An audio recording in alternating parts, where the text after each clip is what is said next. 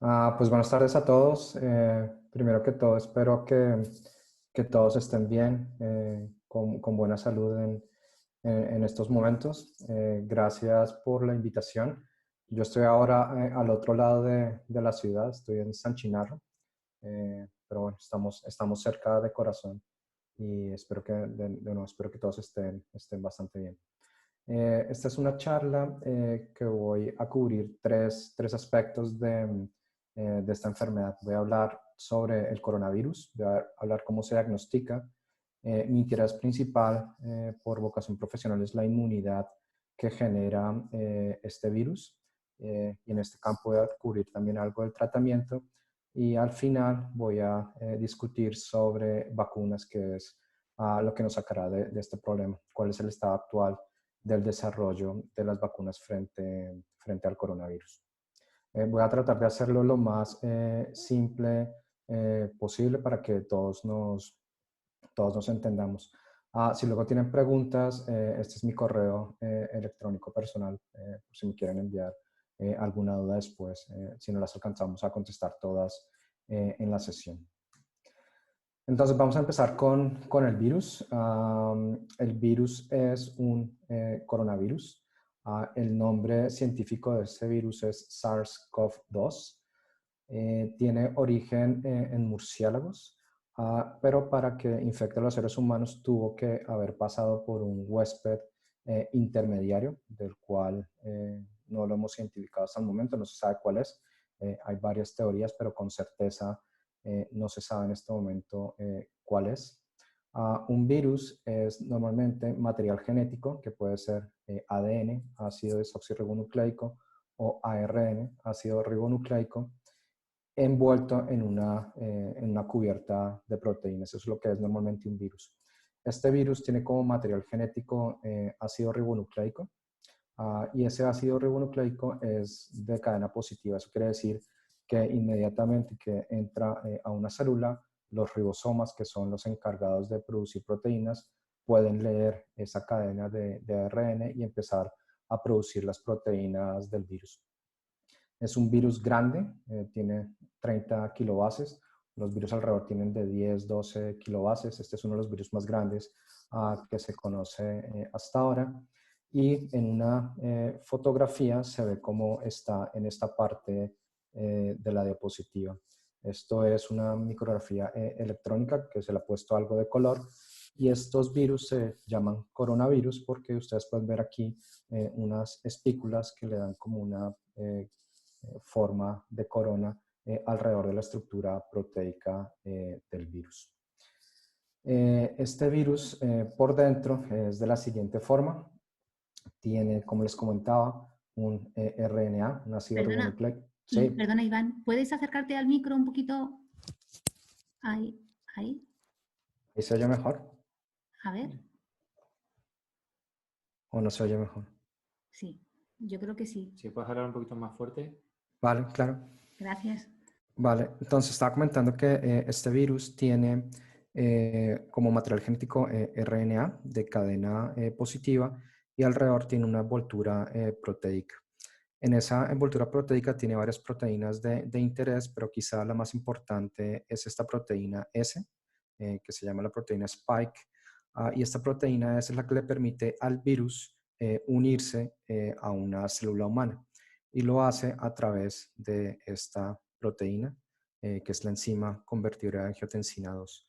Es decir, para que el virus reconozca a una célula humana, utiliza la proteína S, que tiene como ligando al sitio de unión de esta otra proteína que está en las células humanas. Esta es la forma como se une el virus a las células en los pulmones, por ejemplo. Y es importante porque bastante la inmunidad de lo que vamos a ver en un momento está generada por esa proteína. Y también las vacunas que se están tratando de conseguir para este virus están basadas en utilizar esta proteína, la proteína Spike. La respuesta de los seres humanos frente a un virus se hace a través del sistema inmune. El sistema inmune humano está dividido en dos grandes grupos. está primero el sistema inmune innato. Este sistema lo que hace es detectar patrones, detecta grandes patrones de virus, grandes patrones de bacterias, grandes patrones de parásitos y monta una respuesta inicial. Hay algunas células que hacen parte de este sistema inmune innato, como son los macrófagos y como son las células NK. Pero como les comentaba, su principal función es detectar patrones grandes en los patógenos, detectar el ARN de un virus, detectar el ARN o el ADN de otro virus y montar una respuesta inicial. Pero con el tiempo se monta también una respuesta mucho más potente y más específica que está mediada por este sistema inmune adaptativo que se encarga de atacar al virus con el tiempo. Y lo hace a través de receptores muy específicos, de proteínas muy específicas frente a los virus o frente a otros patógenos que incluyen receptores de los linfocitos B y receptores de los linfocitos B que en algún momento pueden ser también anticuerpos, y bastante de la respuesta más importante para bloquear la actividad del virus está mediada por estos anticuerpos. Entonces, para resumir, el sistema inmune tiene dos partes: un sistema inmune innato que monta la respuesta inicial y luego un sistema inmune adaptativo que se encarga de generar una respuesta más específica y con el tiempo es capaz de generar memoria frente al virus. Otra cosa que hace el sistema inmune innato es generar una gran cantidad de citoquinas, que vamos a ver también en un momento. Estas son sustancias que le indican a otras células del sistema inmune, como los linfocitos T o los linfocitos B u otros componentes, ir hacia un tejido y ayudar en la respuesta. Pero una de las cosas que puede producir este virus es una respuesta un poco inadecuada del sistema inmune que genera en algunos pacientes más daño que beneficio, como vamos a ver también en un momento. Algo que se están empezando a producir un montón de publicaciones es si somos capaces de montar una respuesta frente al virus, ¿no? Y estos son, creo que tal vez el primer reporte de inmunidad de anticuerpos frente al virus en alrededor de 180 pacientes tratados en China. Lo que se ve en esta gráfica al comienzo, como está indicado en la diapositiva, es que en el día 0 no hay ningún paciente que tenga anticuerpos, o sea, no hay ni medio anticuerpo. Pero a medida que va pasando el tiempo, los títulos de estos anticuerpos van subiendo y casi al día 30 después de la infección, todos los pacientes tienen algún tipo de respuesta frente al virus. Y esa respuesta frente al virus en términos de anticuerpo puede ser a través de dos proteínas. Una proteína que se llama la inmunoglobulina M, que aparece alrededor de los 8 días, 7, 8 días después de la infección, y es una proteína temporal. Y luego está una inmunoglobulina G, que aparece alrededor del día 12, 13 después de la infección, y es la que va a generar inmunidad más permanente frente al virus. Pero en resumen, casi todos los pacientes tienen o empiezan a montar una respuesta hacia la primera semana de la infección, y luego hacia las 2, 3 semanas todos los pacientes tienen inmunidad frente al virus, lo cual es una buena noticia. Ahora, tener inmunidad frente al virus, es decir, que se haya montado una respuesta de anticuerpos, no quiere decir en todos los casos que esos anticuerpos sean bloqueantes o no, que puedan bloquear al virus. Y por lo tanto, se han empezado también a reportar diversos ensayos en los cuales se evalúa si los anticuerpos, estos anticuerpos, la inmunoglobulina G o la inmunoglobulina M, son capaces de bloquear al virus, de bloquear algunas de las proteínas del virus. Y afortunadamente eso también es así. Como ustedes pueden ver en esta parte de la gráfica, hay un título importante de anticuerpos bloqueantes frente al virus en aquellos pacientes que han sido infectados por el SARS-CoV-2. Pero lo que también es importante recordar es que la cantidad de estos anticuerpos es variable. O sea, no todos producimos la misma cantidad de anticuerpos y no todos producimos la misma cantidad de anticuerpos bloqueantes. Hay unos que producen una gran cantidad de títulos de anticuerpos frente al virus, más o menos un 10-20% de los pacientes, pero hay unos que tienen unos títulos bajos. La respuesta es, como se ve en esta gráfica, es bastante variable, pero hasta ahora les he contado dos buenas noticias. Uno, que en general el sistema inmune humano es capaz de reconocer este virus. La mayoría de los pacientes lo reconocen, montan una respuesta de anticuerpos y esos anticuerpos son bloqueantes frente al virus, es decir, que pueden impedir el daño que se genera por el virus con el tiempo.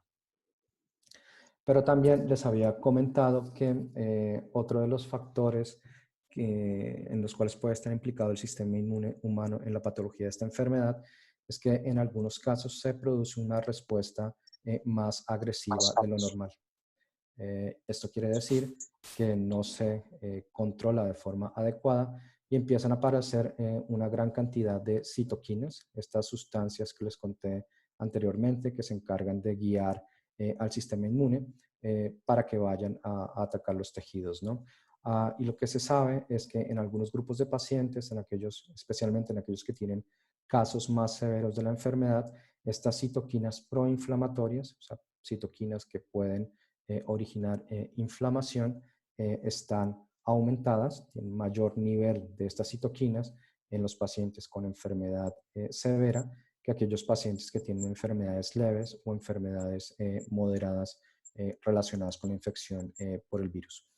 Y esto se lo estoy contando porque en la actualidad hay algunos tratamientos que tratan de bloquear esta respuesta inmune exagerada en los pacientes más graves que padecen la infección por el coronavirus. Les he contado hasta el momento cómo es el virus, que es un virus RNA, cuál es la proteína más importante, que es esta proteína Spike Protein, que somos capaces de generar anticuerpos, que estos anticuerpos son bloqueantes, lo cual es buena noticia. Y esta infección por el virus genera un cuadro clínico que puede ser estudiado en tres fases. Una fase de infección temprana, una fase en la cual hay infección pulmonar y otra fase que es la más grave en la que sucede en algunos pacientes, que es una fase en donde hay una inflamación exagerada, una respuesta inmune exagerada. Y aquí están los síntomas que tienen los pacientes, los signos que tienen los individuos también y cuáles son las posibles terapias que se pueden utilizar para controlar la infección. En esto no me voy a detener tanto porque lo que me interesa es sobre todo cubrir esta parte de los tratamientos y al final las vacunas, pero también es importante recordar que afortunadamente la mayoría de los pacientes que se infectan por el coronavirus es una infección que pasa con síntomas y signos leves, pero lastimosamente en alrededor de un 20% de los pacientes puede aparecer una neumonía y en alrededor de un 5 o 6% de esos pacientes pueden terminar en una unidad de cuidados intensivos y la mortalidad puede estar entre el 1 o el 2%, pero no se sabe con certeza porque no sabemos con certeza cuántos pacientes están infectados por el virus. Y por lo tanto es muy importante, que es lo que vamos a cubrir en la siguiente diapositiva, detectar cuáles son los pacientes que están infectados. Y el diagnóstico de esta infección se hace buscando, si es una infección viral, pues lo que tenemos que buscar es el virus, ¿no? Y para buscar el virus lo podemos hacer a través de dos grandes maneras. La primera es detectar el material genético del virus, detectar el ARN del virus, y esto lo hacemos a través de la PCR, de la reacción en cadena de la polimerasa, que es una técnica muy sensible y que los resultados normalmente se tienen en alrededor de 4 o 6 horas. Y es la que más ampliamente se está implementando en la actualidad. Casi todas las pruebas a las que se refiere el gobierno en la actualidad son pruebas de RT-PCR, reacción en cadena de la polimerasa, que es buscar material genético del virus. Pero hay otras pruebas que en lugar de buscar el material genético, lo que buscan son otras estructuras del virus. Por ejemplo, esta proteína, la proteína Spike, la proteína S que les había comentado en algún momento. Y en lugar de buscar este material genético, lo que se hace es, a través de un anticuerpo, reconocer esta proteína, reconocer la proteína S. Y este tipo de pruebas son un poco más rápidas, se pueden hacer en 10-15 minutos y son parecidas a las pruebas caseras de embarazo. Esto es lo que el gobierno refiere con pruebas rápidas de detección del virus. Son mucho más rápidas, pero no son tan sensibles como la RT-PCR. Entonces, en resumen, para diagnosticarlo, buscamos material genético del virus o antígenos del virus, proteínas del virus. Pero además de conocer que el virus está, es muy importante saber cuál ha sido la respuesta del sistema inmune, cuál ha sido nuestra respuesta frente a este virus. Y esto se hace a través de serología, que es buscar los anticuerpos que nosotros como seres humanos podemos producir frente al virus. Y esto se hace a través de dos técnicas principales, una que se llama ELISA, que es efectivamente buscar anticuerpos a través de, se pone en un plástico la proteína S, esta proteína Spike, se pone en el plástico y luego se pasa plasma del paciente y si hay anticuerpos, ese anticuerpo se va a pegar a la proteína S y se puede detectar la señal. Esto a grandes rasgos. Eso es una prueba de ELISA. Pero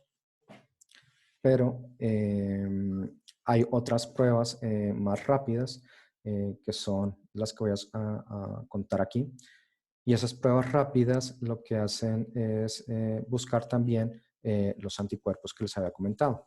Yo les había contado que al comienzo de la enfermedad nadie tiene anticuerpos y con el paso de tiempo esto se va haciendo positivo. Pues se hace exactamente lo mismo. Como pueden verlo, es una prueba muy similar a las pruebas de embarazo. Se deposita la muestra en esta parte de la prueba. La muestra pasa a través de este cassette del sistema. Es una prueba de flujo lateral. Y dependiendo de si hay o no anticuerpos, se van a ver diferentes bandas en esa prueba, ¿no? Entonces, los anticuerpos que pueden estar en los pacientes pueden ser anticuerpos IgM, o sea, una banda IgM, acá, por ejemplo, anticuerpos IgG, se verá la banda IgG, o pueden estar los dos, tanto la banda de inmunoglobulina M, que es una infección que muestra que la infección ha sido reciente, IgG, que es una infección un poco más tardía, pero es muy importante que siempre se vea esta banda control. Y esto es para validar que la prueba se está haciendo de forma adecuada. Puede ser positiva en estos con estos tres tipos de resultados. La prueba puede ser negativa, ¿sí? El control, hay banda en el control, pero no hay ninguna, ninguna señal de anticuerpo, ninguna banda de los anticuerpos. Y la prueba es no válida si a pesar de que vemos bandas en IgG, IgM, en cualquiera de ellas, la banda de anticuerpo de control no se ve nada, ¿no? Estas pruebas yo creo que se están empezando a hacer de forma masiva en varios países, incluidos aquí en España, con el fin de saber con exactitud qué pacientes han estado en contacto con el virus, qué pacientes han estado infectados con el virus y que muy probablemente ya tienen inmunidad frente al coronavirus. Y para resumir, el diagnóstico de esta enfermedad se puede hacer, como les comentaba, a través de la PCR y también podemos saber la inmunidad frente a la infección. Entonces, si la prueba de PCR es negativa y no hay anticuerpos, esto quiere decir que no hemos estado infectados y que no tenemos inmunidad frente al virus. Si la prueba de RT-PCR es positiva y los anticuerpos son negativos, es que estamos infectados, pero nuestro sistema inmune no ha montado una respuesta frente al virus. Si tenemos tanto prueba de RT-PCR diagnóstico de que el material genético del virus está circulando, dando vueltas. Y tenemos anticuerpos positivos, eso quiere decir que estamos infectados, pero que ya hemos montado una respuesta inmune frente al virus. Y la última posibilidad es que la RT-PCR sea negativa, pero tengamos anticuerpos frente al virus, y esto quiere decir que nos hemos recuperado de la infección, ya no tenemos virus y por lo tanto somos inmunes frente a este coronavirus. Y de acuerdo al tipo de anticuerpo que hay en la circulación, que generalmente son o de tipo IgM o IgG, podemos saber si es una infección aguda o es una infección pasada. Por ejemplo, si no hay anticuerpos, es este mismo caso, no somos inmunes frente a la infección, frente al virus. Si tenemos inmunoglobulina M, pero no inmunoglobulina G, que aparece un poco más tarde, es una infección aguda. Si aparecen las dos, tanto inmunoglobulina M como inmunoglobulina G, también es una infección aguda, pero si solo tenemos inmunoglobulina G, esto quiere decir que es una infección pasada, que hemos pasado la infección. Desde luego, conocer esta información es crucial importancia en la actualidad para ver cómo podemos ir saliendo de la cuarentena, ¿no? Cómo podemos ir saliendo del confinamiento en el que estamos todos ahora. Bien, entonces, para resumir en 3-4 palabras, les he contado cómo es el virus, les he contado cómo respondemos frente a él, cómo nuestro sistema inmune se activa y genera anticuerpos frente al virus, cómo se diagnostica, y las dos últimas secciones voy a hablar un par de cuestiones sobre el tratamiento y las vacunas. Entonces, lo primero que quiero resaltar es que el tratamiento de este virus es completamente experimental.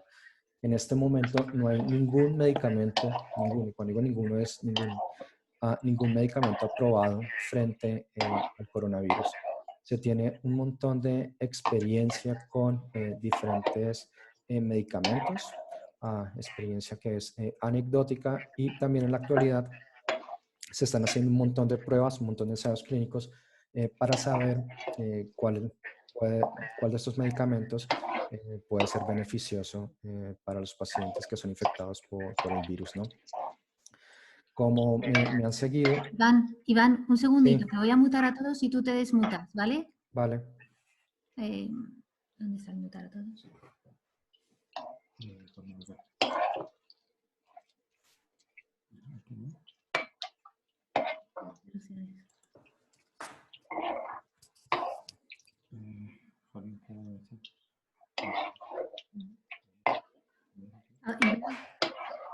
eres tú el que lo puede hacer porque estás compartiendo la pantalla.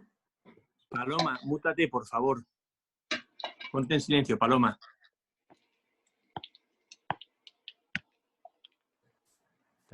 Parece que sí se puso en silencio. Vale, entonces les estaba comentando que no hay ningún medicamento aprobado, pero si me han seguido y si me he hecho entender, pues es fácil deducir en qué puntos se puede tratar de inhibir la acción de este virus. Primero, se puede inhibir la entrada del virus, se pueden generar anticuerpos frente a la proteína S, y esto evita que el virus reconozca a su receptor y por lo tanto no entra. Y esta es la idea del plan. Señora. Iván, un segundito. Me muto a todos y te desmutas tú, ¿vale? Un segundito. Vale.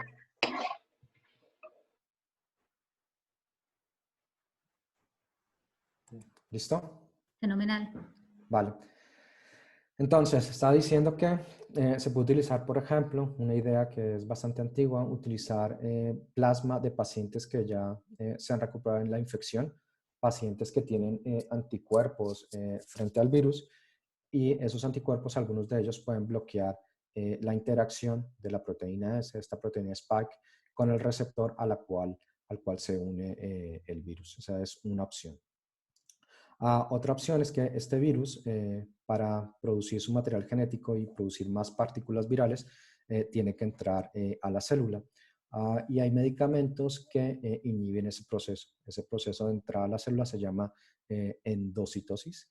Y por ejemplo, la cloroquina y la hidroxicloroquina inhiben la endocitosis que es necesaria para que el virus entre a la célula y luego su material genético, el RNA, se empiece a leer y se empiece a producir.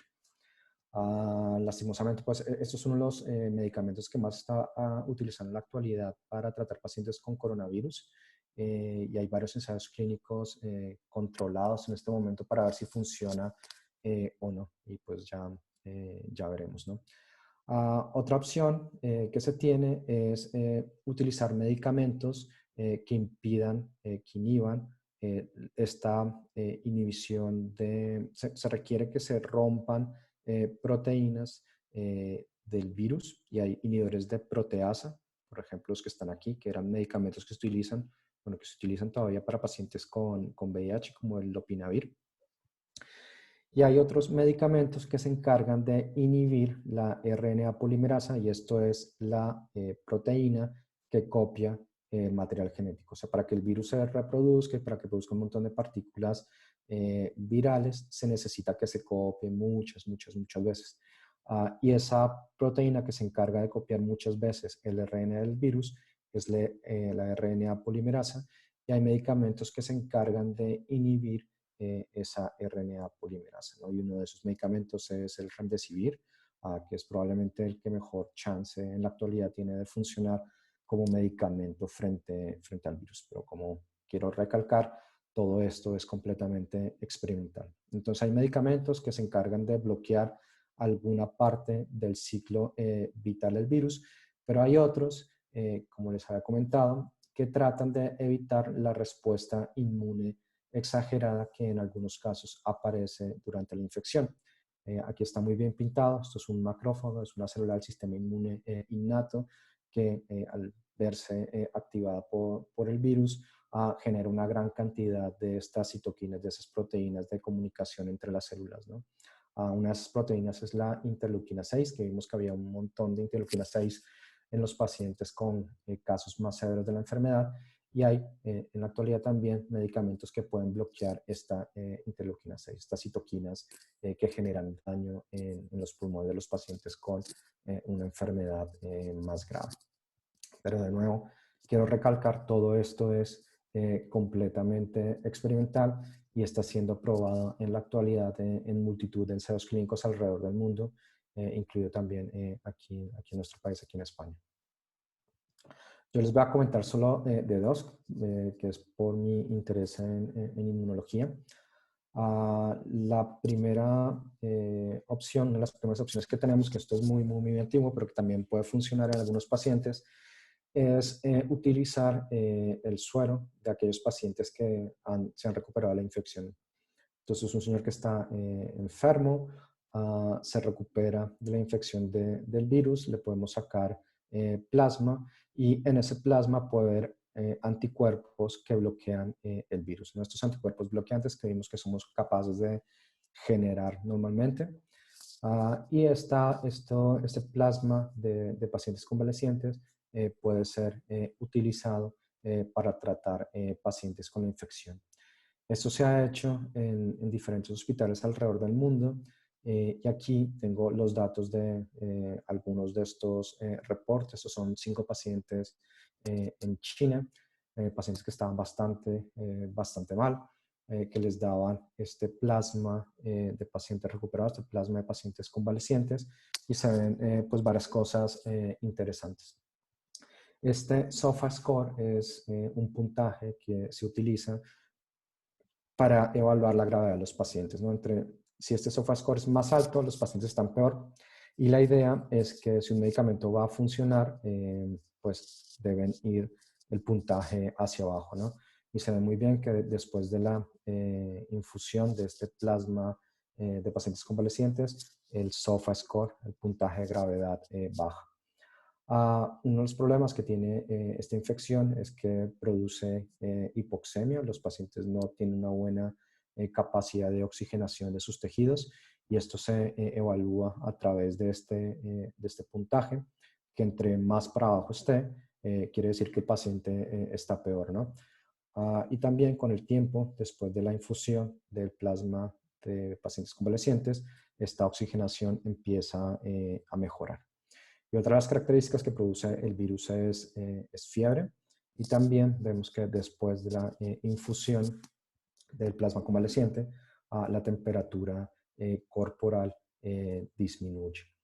Entonces, como les cuento, son datos anecdóticos, pero esto se está llevando a cabo de forma más amplia en diferentes países, incluido en España, ensayos clínicos patrocinados por el Instituto de Salud Carlos III, que están haciendo específicamente esto, obtener plasma de pacientes que han pasado la enfermedad y inyectársela a los pacientes enfermos con la utilidad, con la esperanza de que los pacientes mejoren. Esa es la opción 1. La opción 2 es en aquellos pacientes que tienen una enfermedad muy severa. Yo les conté que hay algunas citoquinas, como esta que está acá, interleuquina 6, que son originadas por una respuesta muy exagerada, una respuesta no apropiada del sistema inmune frente al virus, ¿no? Y hay medicamentos que se utilizan en artritis reumatoide, medicamentos que están aprobados para esa enfermedad, para la artritis reumatoide, que bloquean el receptor de esta proteína, el receptor IL-6. Uno de esos medicamentos se llama tocilizumab. Y lo que se ve muy bien en este reporte es un paciente, es el reporte de un paciente que empieza la infección en este punto. Se ve que con el tiempo, esto es SP2, es cómo está la oxigenación del paciente. Va más o menos bien, pero luego se pone bastante mal el paciente, empieza a oxigenar bastante peor. Esta CRP es la proteína C reactiva y esto es un marcador de inflamación, entonces vemos que está más o menos bien y a medida que el paciente se va poniendo peor empieza a subir, a medida que el paciente también empieza a oxigenar peor y también su temperatura, pues el paciente va a hacer cada vez más fiebre, ¿no? Y también requiere más oxígeno. Pues en ese momento, estos investigadores en Francia, esto es un paciente francés, decidieron utilizar este medicamento para inhibir la acción de esta proteína.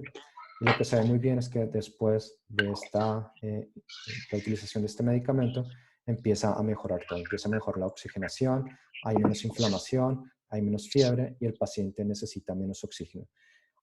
Y también se ve una mejora en las tomografías que le hacen a los pulmones de esos pacientes, ¿no? Esto es antes de empezar el tratamiento, así es como se ve un pulmón de un paciente con coronavirus lleno de infiltrados, todas estas manchas que se ven acá son infiltrados, y que después del tratamiento con este medicamento, esos infiltrados van desapareciendo.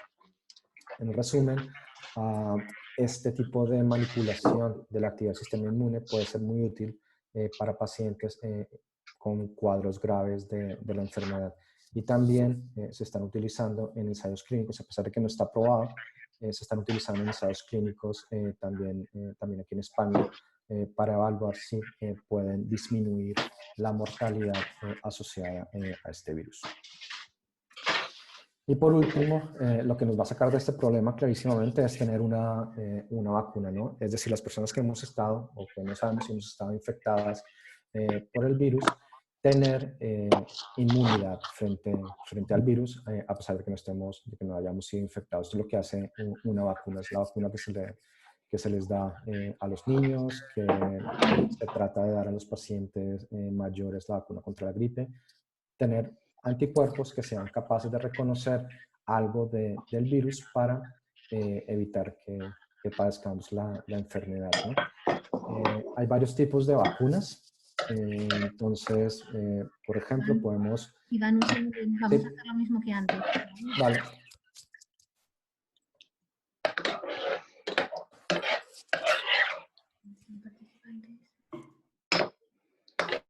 No permitir que se reactive y ya está.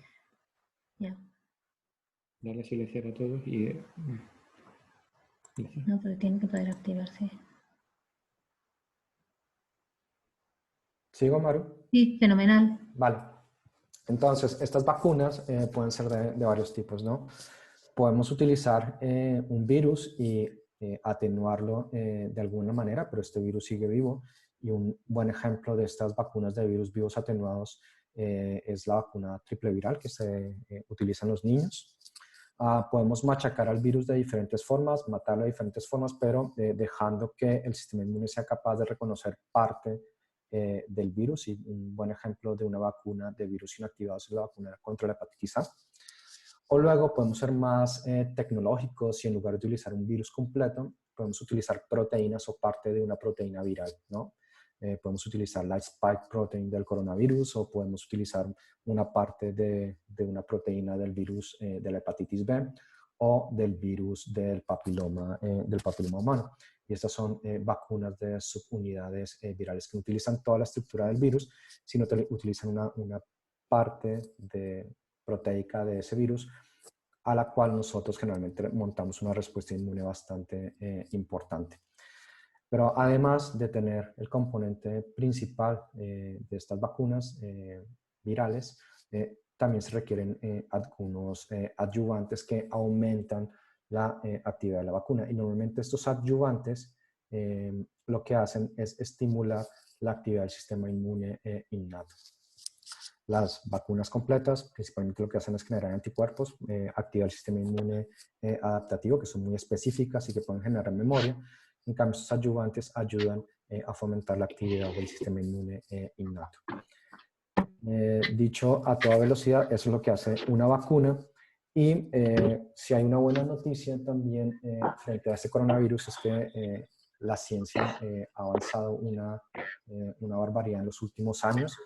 En menos de una vez que se detectó los primeros casos de infección en enero, más o menos a las 2 semanas ya se tenía la secuencia completa de este coronavirus y se podía bajar de internet, y los que quieren lo pueden bajar de internet, y se puede ver la secuencia completa del material genético del virus.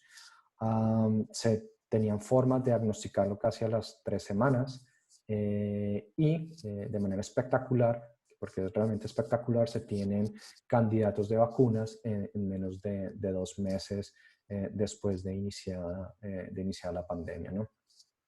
Eso es velocidad, ¿no? Se tienen ya candidatos de vacunas frente a coronavirus. La mayoría de esos candidatos, que les he contado varias veces sobre esta proteína, están dirigidas frente a la proteína Spike, de la cual también en menos de un mes se tenía completamente estudiada la estructura tridimensional de esta proteína, que es esta que está representada en la diapositiva, y se había mapeado muy bien, se había identificado muy bien el sitio específico, que es este que se llama Key Receptor Binding Domain, el sitio específico por el cual se une el virus a las células humanas. Es decir, tenemos una cantidad de información en relativamente corto tiempo para generar candidatos de vacunas. Y en la actualidad se tienen un montón de candidatos de vacunas. Entonces, ¿qué tenemos de vacunas? Tenemos vacunas que producen vacunas de RNA, vacunas de DNA, vacunas recombinantes, vacunas en virus, vacunas inactivadas, vacunas en virus vivos atenuados. Tenemos una gran cantidad de posibilidades. Pero a pesar de que ya hay ensayos clínicos con algunas de estas vacunas, por lo menos 10 o 12 de estas vacunas en diferentes partes del mundo, una cosa es tener el candidato y otra cosa muy diferente es que esto pueda estar implementado en un tiempo corto, ¿no? Aquí está muy bien especificado que este tiempo puede ir, primero que todo, esto es muy importante, no se sabe con certeza. Primero, todo esto tiene que funcionar, o sea que si más o menos la inmunología es funcional, pues deberíamos ser capaces de generar anticuerpos frente a estas vacunas. Deberíamos probarlo en un ensayo clínico y luego deberíamos tener la capacidad de manufactura. Y todo esto, la mejor forma de saberlo, sabrá Dios cómo va a suceder. Y por eso ese tiempo es bastante, es un tiempo de incertidumbre. Que en el mejor de los casos, y esto sería algo realmente espectacular, sería 6 meses, pero estamos hablando de tiempos más cercanos al año y medio o incluso más, porque sería la primera vez que la humanidad es capaz de generar una vacuna frente a un nuevo organismo en un tiempo tan corto. ¿Por qué? Pues porque hay que pasar varios procesos. Primero, una vacuna se tiene que hacer con unos estándares de calidad muy altos. Esto no se puede hacer en cualquier sitio. Tiene que ser de muy buena calidad. Después de que la vacuna se ha producido en unas condiciones de calidad adecuadas, se tiene que probar en ensayos clínicos, y estos ensayos clínicos son de varias fases: fase 1, fase 2, fase 3, y esto tarda tiempo en hacerse. Después de que se han hecho los ensayos clínicos y los resultados son buenos, que no sabemos si van a ser buenos, Dios quiera que sí, esto tiene que tener aprobación por las agencias regulatorias, en nuestro caso por la Agencia Regulatoria Europea, y en otros sitios del mundo, en Estados Unidos por la FDA. Pero tener la aprobación sería una noticia muy buena, pero es, digamos, la primera parte, ¿no? Luego tenemos que ser capaces de producir esta vacuna o las vacunas que tienen una actividad adecuada frente al coronavirus en cantidades alarmantes. Y cuando digo cantidades alarmantes es producir billones de dosis, porque uno de los problemas que tiene este virus es que nosotros normalmente de forma natural no tenemos inmunidad frente al virus. Entonces, si no tenemos inmunidad, pues necesitamos que alguien nos ayude a generar esa inmunidad, y eso es a través de una vacuna. Eso quiere decir que en general casi toda la población humana requeriría una dosis o varias dosis de estas vacunas. O sea, la cantidad de producción que se tendría que hacer es del orden de los billones de dosis, y esto no va a ser fácil, ¿no? Toca montar toda la infraestructura para generar estas vacunas. Luego, si tenemos todas las dosis, que si todo sale bien seguramente se harán consorcios de diferentes industrias farmacéuticas para producir las vacunas más adecuadas.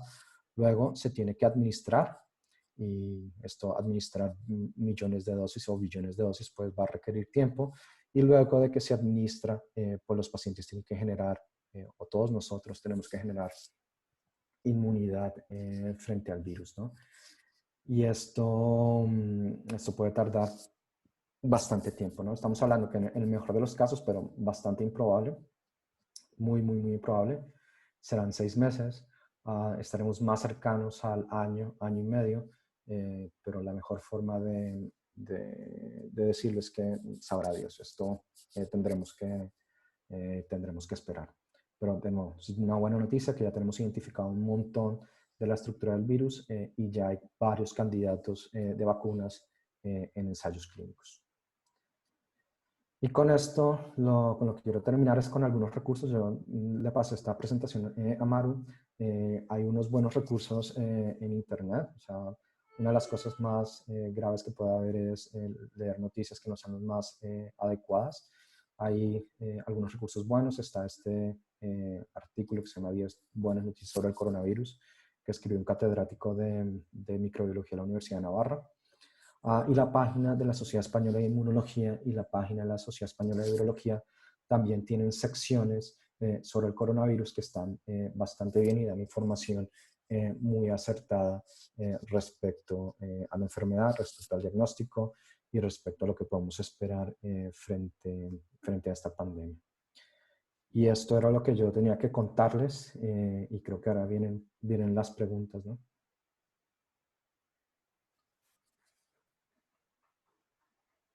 Sí, Maru, ¿no hay preguntas? Hola, Iván. Muchísimas gracias. Ha estado fenomenal.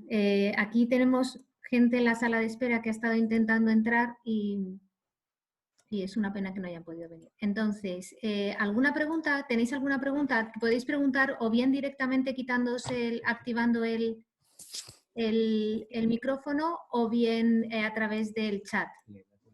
Sí, hola, buenas tardes. No sé si me oís. Sí, Sí. fenomenal. Hola, buenas tardes y muchas gracias, doctor. Ha estado muy bien la exposición y he aprendido un montón. Muchas gracias. Mi pregunta es acerca de, como he visto que también es oncólogo, si es cierto que los pacientes oncológicos que están recibiendo tratamientos de inmunoterapia ya aprobada, como puede ser en cáncer de pulmón o melanoma, esa inmunoterapia les sirve a su vez contra el coronavirus. Y si otros pacientes están recibiendo inmunoterapia en ensayos clínicos, si eso también les beneficia frente al coronavirus. Vale. Entonces, bueno, gracias por la pregunta. En principio, no hay datos suficientes. No se puede decir con certeza si va a funcionar o no, o si es dañino o no. Lo que sí es cierto es que algunos de estos medicamentos de inmunoterapia, cuando se inició su desarrollo hace más de 20 años, esos medicamentos también tenían la capacidad de generar respuesta frente a los virus. Y un buen ejemplo son los pacientes con hepatitis C, por ejemplo. Pacientes con hepatitis C que hace 20 años no tenían ningún tratamiento para curar su hepatitis C.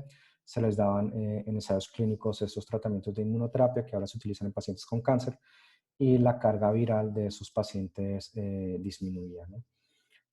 O sea, tienen actividad frente a diferentes tipos de virus. Ahora, que esto se va a utilizar de forma extendida no es lo más recomendable porque no están los datos completos como para hacerlo. No me refería a que se fuera a estandarizar para toda la población. Me refería simplemente por curiosidad si a los pacientes oncológicos que lo están recibiendo, bueno, pues puede ser ese fomento de su sistema inmunológico por el tema del cáncer, si eso les sirve, o sea, si puede ser incluso también bueno para el tema del coronavirus, ¿no? Sí, en estos pacientes, no quiere decir que se lo vayan a poner a todos. Sí, y también lo que quiero resaltar es que no hay datos suficientes para afirmarlo, ¿no? Y por eso estaba contando esta historia de que hace mucho tiempo, cuando se inició el desarrollo de estos medicamentos, eso se sabía o se sabe que estos medicamentos tienen actividad antiviral tienen actividad frente a algunos virus. Dale, pues muchísimas gracias por la Un respuesta. gusto. Iván, Sí. te pregunto por orden de llegada. Sí. Si estás infectado y estás inmune, ¿puedes contagiar? Si estás infectado y estás inmune, depende de la carga viral que tenga el paciente, ¿no? Y normalmente si la PCR es negativa, que se está haciendo a casi todos los pacientes, si la PCR es negativa y tiene anticuerpos positivos, la posibilidad de infección es muy baja. Vale. ¿Cuándo es mejor hacer el test y cuántas veces hay que repetirlo? Entonces la respuesta es depende del test, ¿no? En general, los pacientes que son sintomáticos y que tengan la infección, la prueba normalmente va a dar positiva.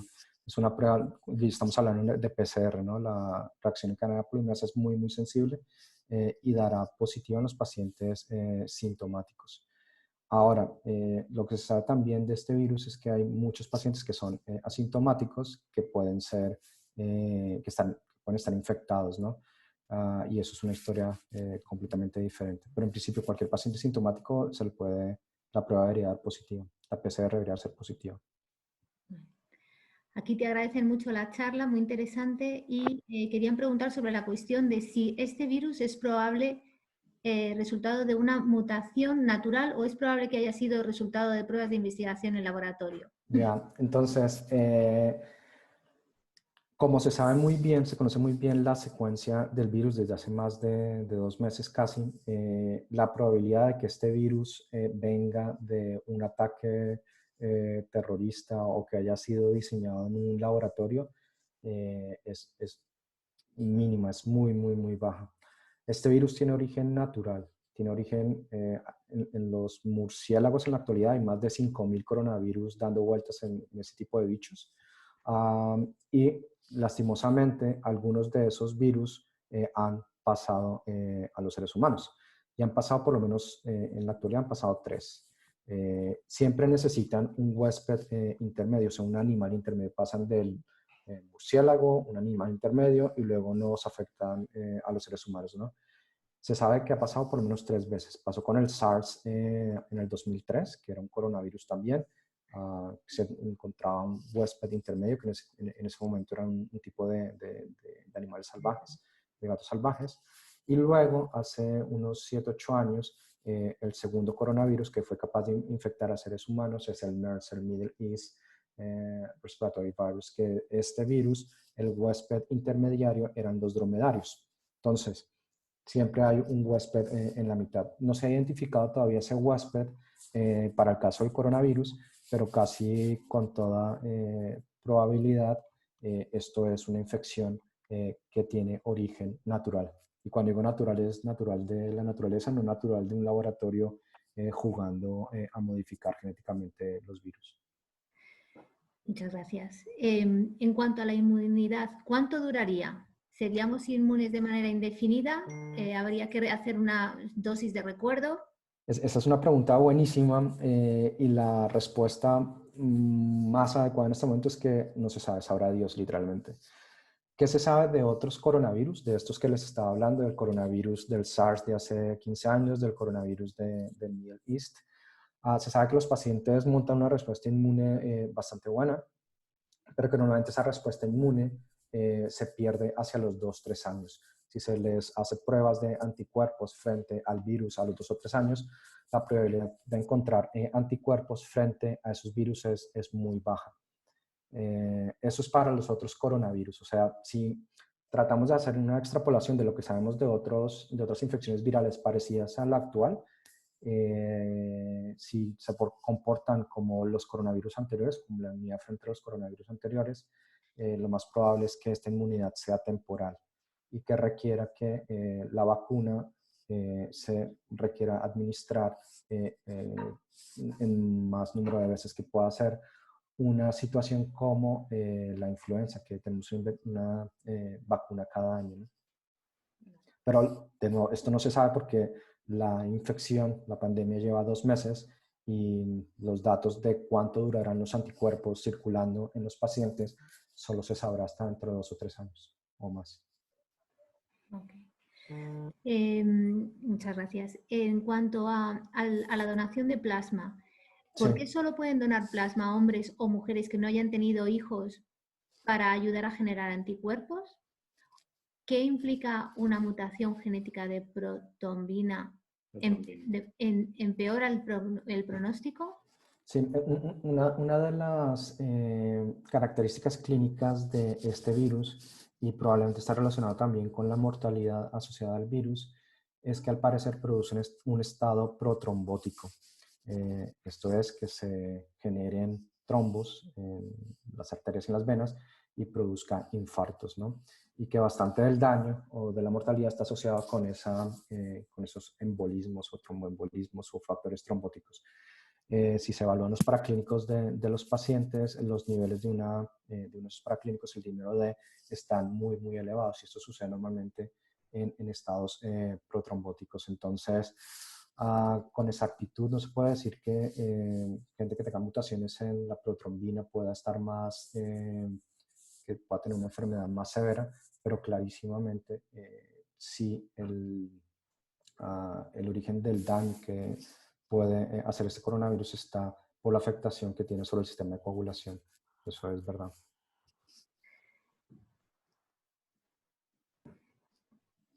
Otra pregunta, preguntan sobre las autopsias, que entiendo yo que lo que la pregunta tiene que ver es si en una autopsia se podría identificar si un paciente ha muerto asociado a coronavirus o ha muerto. Sí. O sea, lastimosamente el número de autopsias que se están realizando, y esto no solo en España, sino en todo el mundo, el número de autopsias que están realizando pacientes que se cree han muerto o por la enfermedad, o que han sido diagnosticados por la enfermedad y han muerto, o que probablemente se piense que han fallecido por el coronavirus, son muy, muy escasas.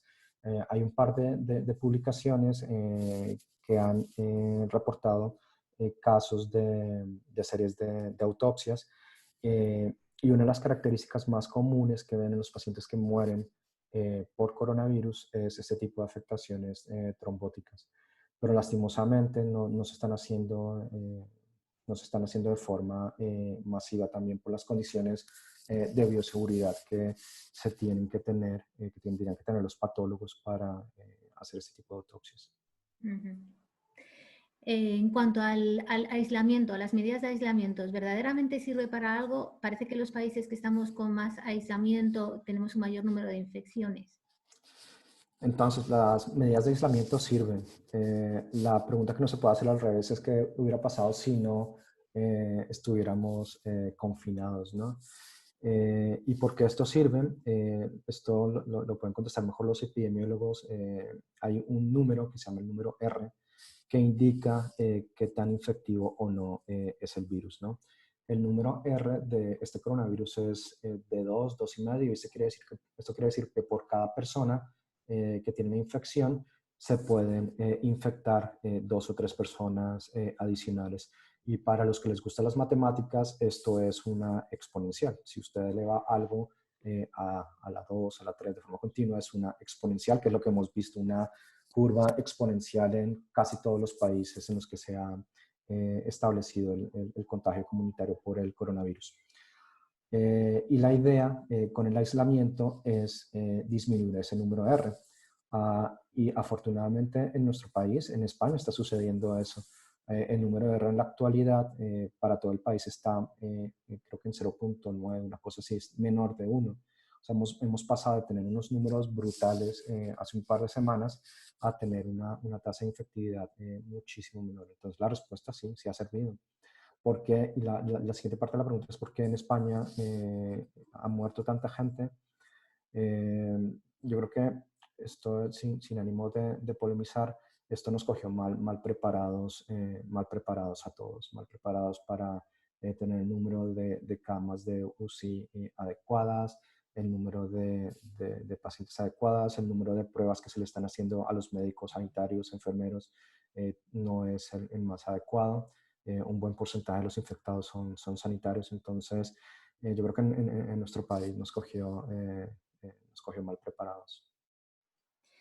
Iván, en cuanto a infección y sobreinfección, una vez has pasado la infección, ¿puedes volver a cogerla?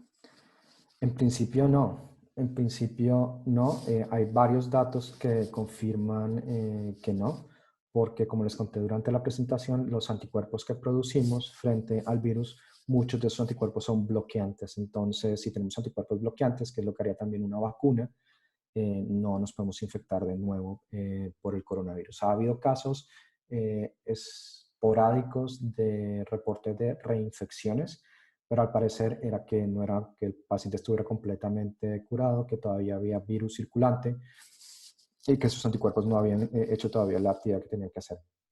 Pero esto es muy raro y la probabilidad de que haya reinfecciones por coronavirus, digamos, en este momento inicial de la pandemia es baja. Una cosa muy diferente será en 3 o 4 años cuando, como les comentaba, si nuestros anticuerpos van declinando con el tiempo. En ese caso sí podría aparecer, pero no estamos hablando de las circunstancias actuales. Pero has puesto en tu gráfica que había un porcentaje de pacientes que generaban una respuesta inmune bastante débil. Sí, ¿Estos pacientes se pueden reinfectar? Porque son un porcentaje que no es tan pequeño.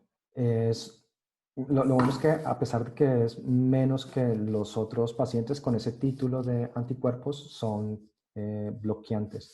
Lo que va a suceder muy probablemente con esos pacientes que tienen una baja cantidad de anticuerpos en el plasma es que vayan a bajar mucho más rápido en el tiempo, pero para las circunstancias actuales les va a funcionar sin problemas.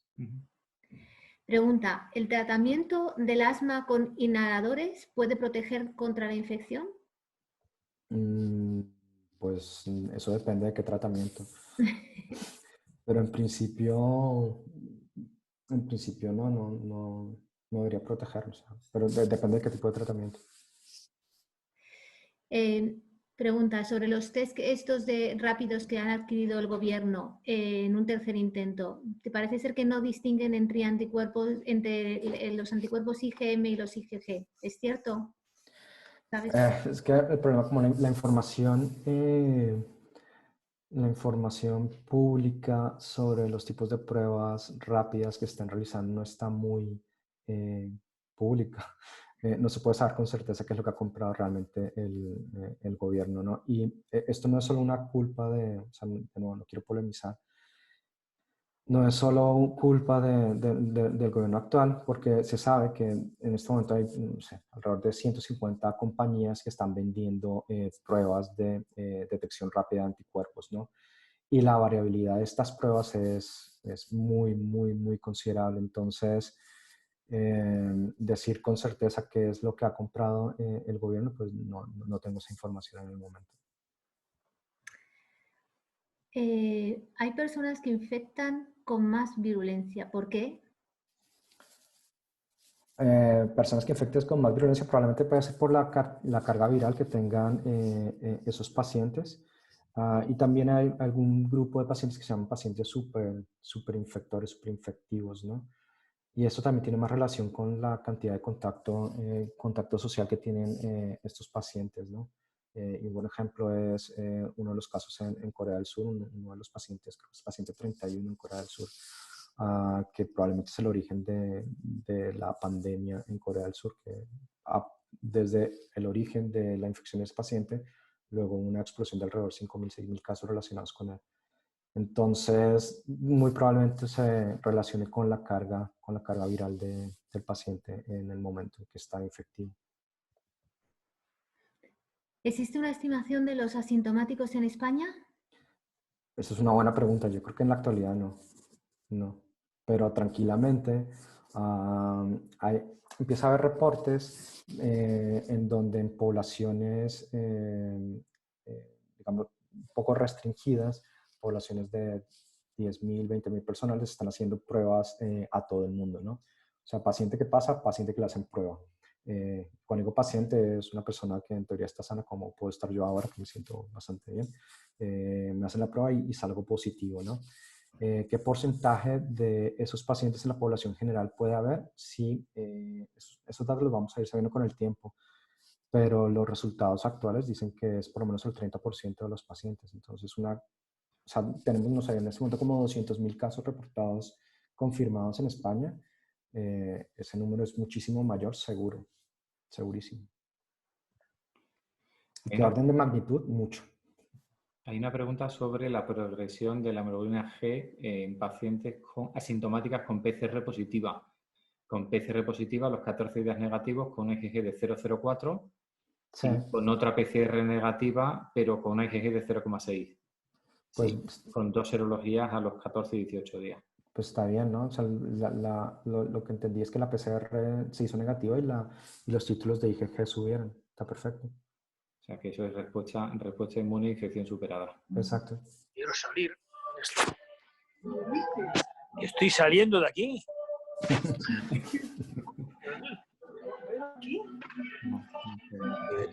Doctor, si me lo permite. Hola. Sí, buenas tardes. Buenas. Sí, buenas. Interrumpo, pero soy el que ha hecho la pregunta anterior. Tengo entendido que el IgG, para que proporcione inmunidad, es necesario que sea superior a 1,1. ¿Es correcto esto? Eso depende del laboratorio donde se haya hecho. Depende del control de calidad que tenga el laboratorio. Si el punto de referencia del laboratorio donde le realizaron el test es 1.1, pues es 1.1. Bien, entiendo que la IgG sigue subiendo la curva. ¿Hasta qué momento, digamos, que se estabiliza en la asíntota? Una cosa interesante del sistema inmune es que sigue funcionando, a pesar de que ya tenga anticuerpos, sigue funcionando. Y más o menos hacia los 30, 35 días después de la infección, se tienen títulos estables de inmunoglobulina G. Muy bien, muchas gracias. Con He gusto. oído también, disculpe, que en personas asintomáticas es muy poco frecuente que su nivel de IgG llegue a inmunizarles, que el cuerpo genera anticuerpos en la medida en que necesita para vencer la infección. ¿Es correcto esto? Pues no es tan correcto, porque también, como les había comentado, se están haciendo ya este tipo de pruebas serológicas a un montón de poblaciones reducidas. Y pacientes asintomáticos, pacientes que nunca se han enterado de que tenían infección, no habían tenido ni medio síntoma, tienen anticuerpos IgG frente al coronavirus, frente a la proteína spike del coronavirus. Entonces, a pesar de que una de las cosas buenas que tiene el sistema inmune humano es que trata de evitar el desastre, ¿no? Y en algunos pacientes lo logra, evita completamente que tengamos síntomas. Muy bien. Muchísimas gracias. Mucho gusto. Muchas gracias.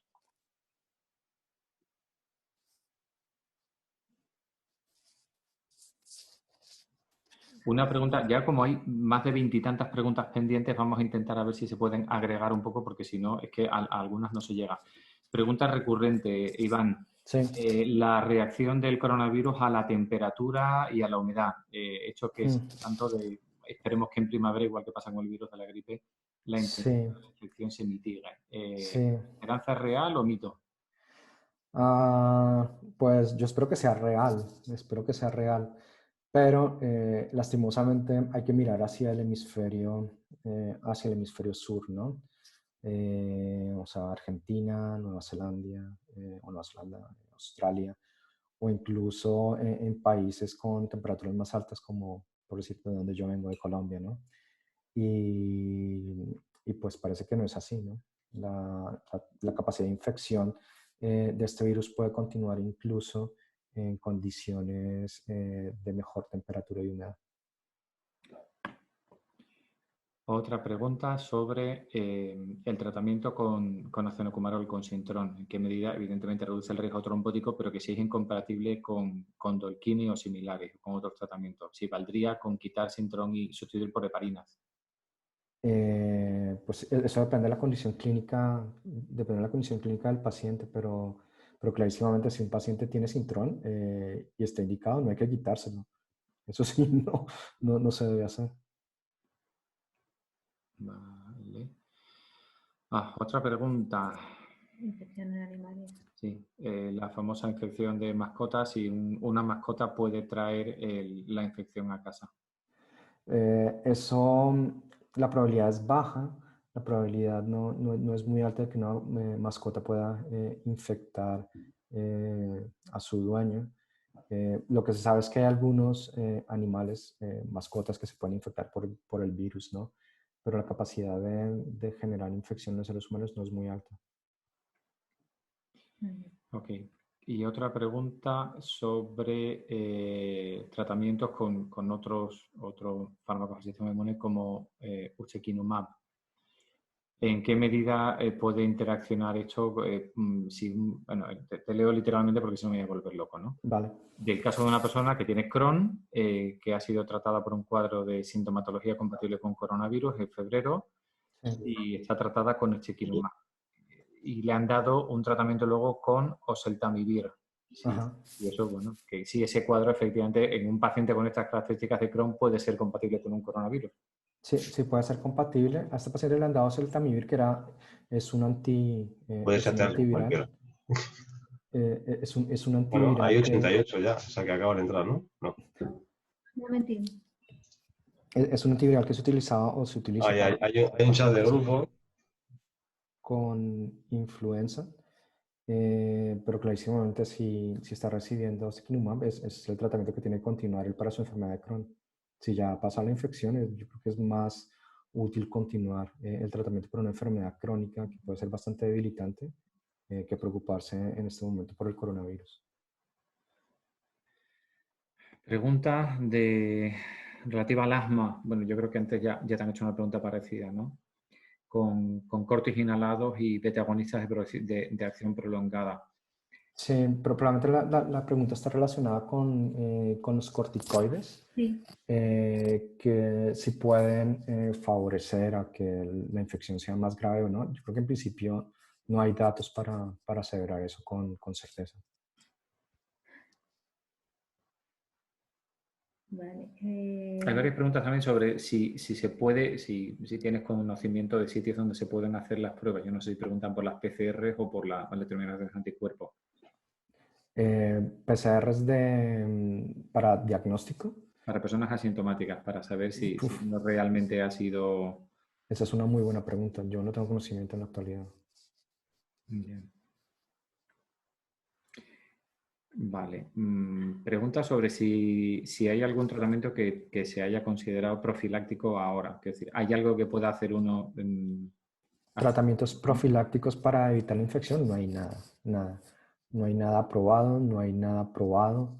Y en cuanto al uso de vitaminas, Yo creo que la mejor forma de tener una buena cantidad de vitaminas es comer de forma adecuada, ¿no? La dieta española afortunadamente es bastante buena en nutrientes adecuados, y si se tiene una buena dieta no es necesario utilizar cosas exageradas, no es necesario atiborrarse de vitaminas. Comiendo bien, tiene que ver el tema de las vitaminas por el confinamiento, ¿no? La falta de exposición al sol. No, no. La única vitamina que podría estar relacionada con eso es la vitamina D.